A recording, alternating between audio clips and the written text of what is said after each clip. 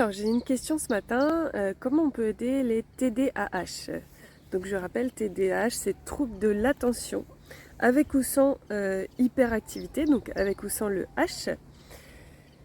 Voilà ce que je lui ai répondu. Donc, comment on peut aider un TDAH? Alors déjà, trouble de l'attention, ça veut dire que on va avoir un neuroatypisme.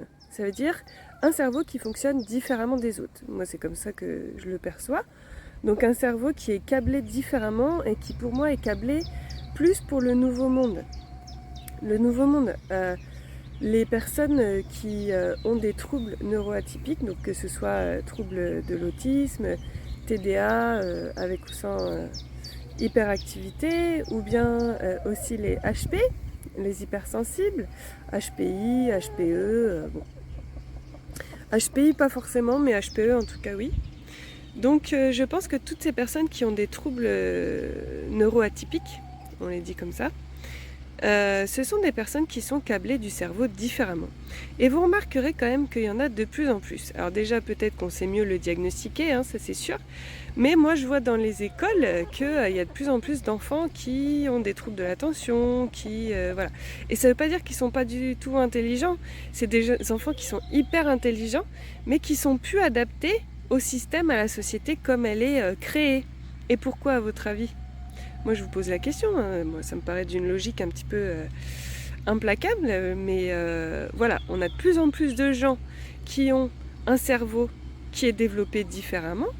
Ils ont de plus en plus de mal à s'adapter à la société, notamment à l'école, mais aussi peut-être au travail, de la manière dont on le propose aujourd'hui. À votre avis, pourquoi? La nature est bien faite, hein. La nature est parfaite. C'est ce qu'on dit tout le temps dans les cours en naturopathie, puisqu'on fait des formations de praticiens en naturopathie, au cas où vous souhaiteriez devenir praticien en naturopathie. Et du coup, la nature est bien faite. Alors pourquoi on a le cerveau de plus en plus comme ça, atypique? Moi, je vais vous donner mon explication de plusieurs, avec plusieurs chemins possibles. Ben oui, parce que ça fait partie, ça fait partie du jeu qu'on a un neuroatypisme. Bon, essayons de mettre le clair là-dedans. Donc, il y en a de plus en plus, selon moi, parce que le monde et l'humain évoluent. Vous avez remarqué qu'on est de plus en plus sollicité, que ce soit par les écrans, que ce soit dans le travail. Il faut tout qu'on puisse faire en même temps. Il faut qu'on soit à la maison sans l'être, qu'on puisse gérer les enfants, la nourriture, les animaux, le jardin. Et puis on a une grande exigence envers nous-mêmes.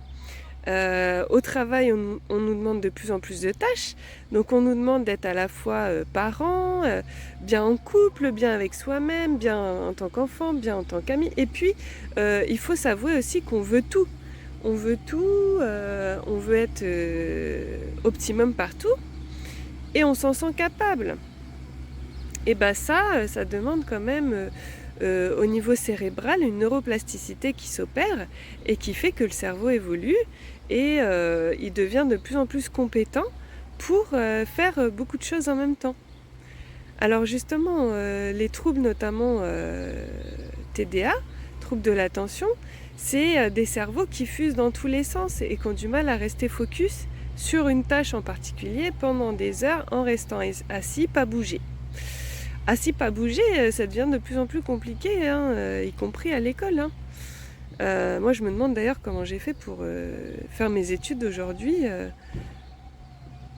Maintenant, je pourrais plus, en fait, passer 18, 19, 20 ans de ma vie à écouter quelqu'un parler, à écrire, et c'est tout. Enfin, je crois que c'est un petit peu tout ça, c'est un petit peu obsolète. Et en fait, c'est tout simplement l'évolution de l'humain qui veut ça et de toutes les compétences qu'on nous demande. Les cerveaux sont capables de recevoir et d'analyser, de traiter énormément d'informations. Tous ceux qui ont les troubles du neurodéveloppement, ils ont des facultés particulières. Ils sont capables de comprendre, de percevoir les choses de manière très immédiate, très forte, très nuancée, très complète. Et ils sont capables donc de comprendre les choses très rapidement et de s'y adapter. Alors du coup, apprendre les dates d'histoire par cœur, ouais, peut-être que ça pose problème. En revanche,